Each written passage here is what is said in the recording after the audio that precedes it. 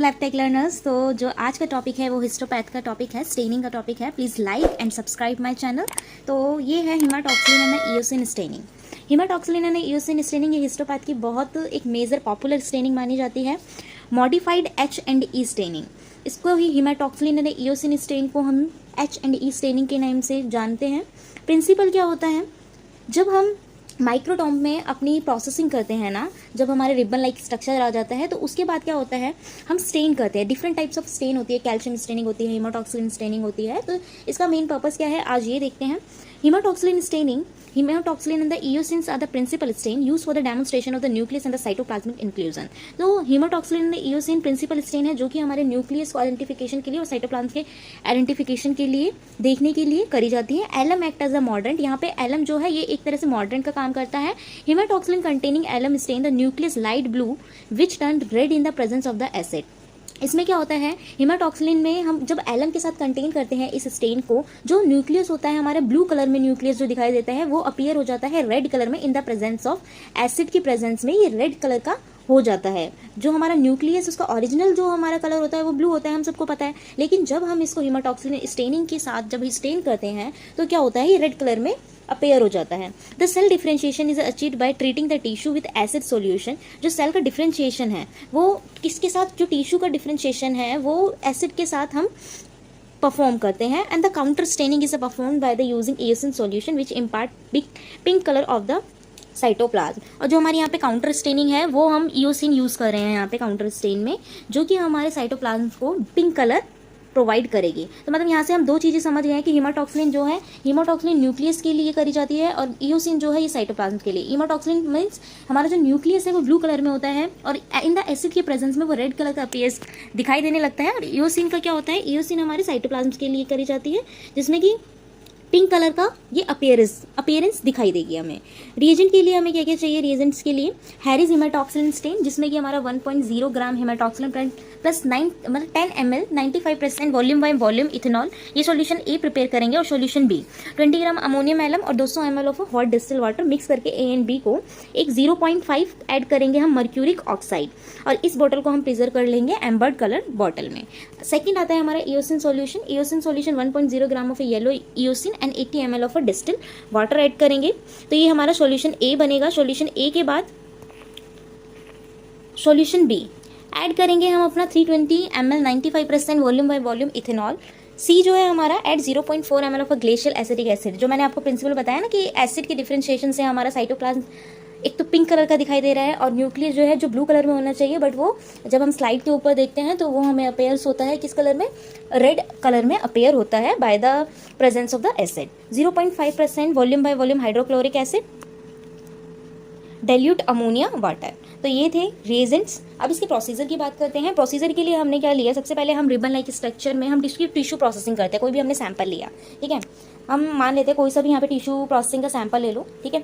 Sample हमने लिया, sample लेने के बाद हम क्या करेंगे, उसकी ग्रॉसिंग करेंगे, ठीक है। ये फिजिकल एग्जामिनेशन में अभी आपको कंटिन्यू करवाऊंगी इस वीडियो में कि फिजिकल एग्जामिनेशन क्या होता है, हम ग्रॉसिंग कैसे करते हैं और ये जो पूरा प्रोसेस है टिश्यू प्रोसेसिंग का वो कैसे होता है, ये मैं आपको नेक्स्ट टू नेक्स्ट वीडियो में कवर अप करूंगी। तो अभी सिर्फ ओनली बेसिक में बता रही हूँ कि सैंपल लिया हमने, इसकी टिश्यू प्रोसेसिंग करी, ठीक है। टिश्यू प्रोसेसिंग में क्या होता है, यहाँ पे हम टिश्यू प्रोसेसिंग के लिए लाइक हमारे पास सैंपल्स हुए, सैंपल को हमने छोटे छोटे पीसीज में कर लिया। उसके लिए हमने क्या किया, सैंपल को हमने जब पीसीज में करा तो हमने इसमें क्या होता है, एल मोड एक तरह से एक इंस्ट्रूमेंट यूज़ करते हैं।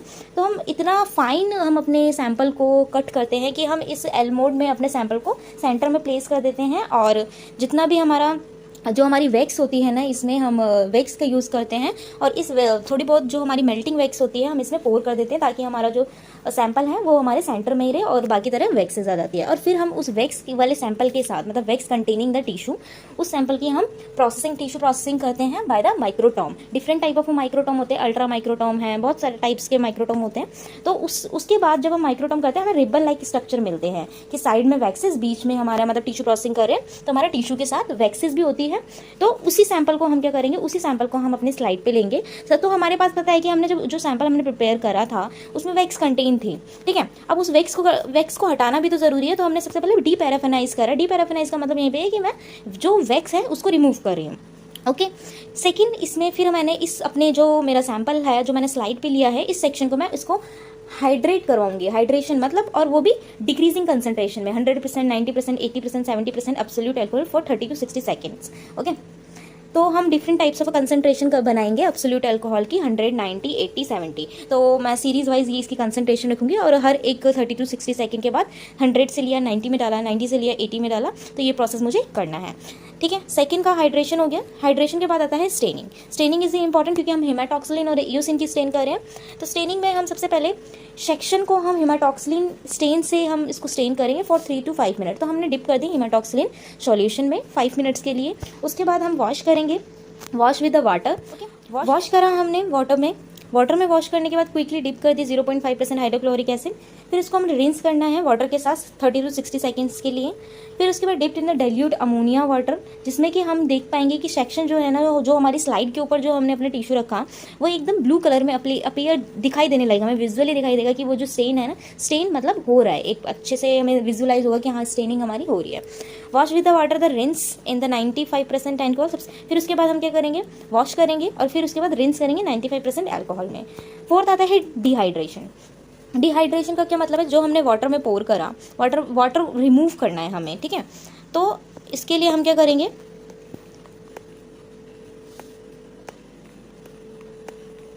इसके लिए हम इस स्लाइड पे जो हमारा टिश्यू है उसको हम 70% अल्कोहल में डाल देंगे 30 to 60 सेकंड के लिए। फिर उसके बाद 95% अल्कोहल फॉर 30 to 60 सेकंड के लिए। अब यहाँ पे देखो, यहाँ पे अल्कोहल कंसंट्रेशन इंक्रीज हो रही है 70, 95। Then place the absolute alcohol 100% बिल्कुल प्योर जो होता है उसमें डिप करेंगे, ताकि हमारा जो भी वाटर कंटेन हो स्लाइड पे वो पूरा रिमूव हो जाए, ठीक है। क्योंकि अल्कोहल क्या करता है, अल्कोहल हमारे वाटर्स को एकदम से हटा देता है, क्योंकि एक भी कोई भी पार्टिकल हमारी स्टेन में वाटर हमें नहीं मिलेगा, ठीक है। क्लियरिंग, अब स्लाइड की क्लियरिंग करना बहुत इंपॉर्टेंट है, कोई जो कंटामिनेट कुछ भी प्रेजेंट ना हो, इसीलिए हम जाइलिन से इसको ट्रीट करते हैं क्लियरिंग के लिए। तो हमने अपनी स्लाइड को जाइलिन में डाल दिया 30 to 60 सेकंड के लिए। फिर उसके बाद माउंटिंग करेंगे। माउंटिंग करते हैं हम DPX से या कनाडा बाल्सम से विद अ कवर स्लिप, ठीक है। उसके ऊपर हम क्या करेंगे, कवर स्लिप प्लेस कर देंगे। DPX एक ड्रॉप हमारा DPX डालेंगे, उसके ऊपर हम कवर स्लिप रख देंगे। फिर हम उसको माइक्रोस्कोप में एग्जामिन करेंगे, ठीक है। Microscope examination. तो इसके 6 प्रोसेस हो गए। सबसे पहले डीपैराफिनाइज करा, उसको फिर हमने डीपैराफिनाइज करने के बाद हाइड्रेशन करा, ठीक है। हाइड्रेशन करने के बाद हमारा स्टेन करने के बाद डिहाइड्रेशन करा, फिर क्लियरिंग करी, देन माउंटिंग करी, सही। इसके बाद हमारा रिजल्ट जो होगा ना, जब हम अपने माइक्रोस्कोप में देखेंगे क्या नजर आएगा, हमें दिखेगा कि जो सेल न्यूक्लियाई है वो हमारी ब्लू कलर में दिखाई देंगी, जो एरिथ्रोसाइट है वो हमारे रेड कलर में दिखाई देंगे, और muscles and connective tissue and cytoplasm ये हमें पिंकिश थोड़े कलर में दिखाई देंगे, ठीक है।